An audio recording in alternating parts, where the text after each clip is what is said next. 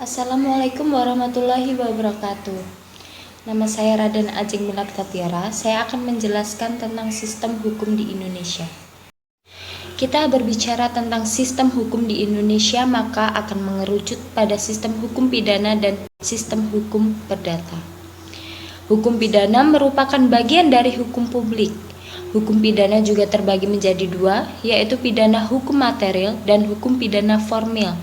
Hukum pidana material itu mengatur tentang penentuan tindak pidana, pelaku tindak pidana, dan pidana sanksi.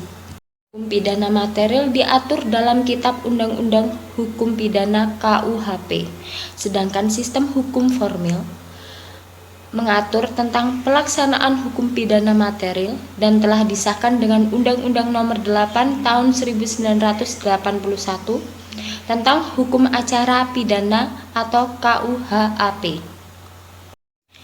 Terdapat juga hukum perdata, yaitu ketentuan-ketentuan yang mengatur hak-hak dan kepentingan individu dalam masyarakat Indonesia.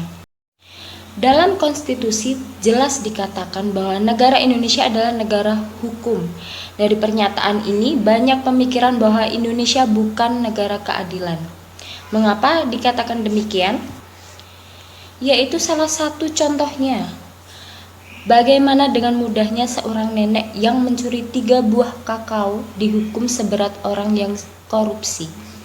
Coba kalian pikirkan seseorang yang hanya mencuri 3 buah kakao yang bila dijual hanya beberapa ribu saja dan tidak merugikan orang banyak, dengan orang yang mencuri uang negara yang merugikan seluruh masyarakat bisa-bisanya mendapat hukuman yang sama.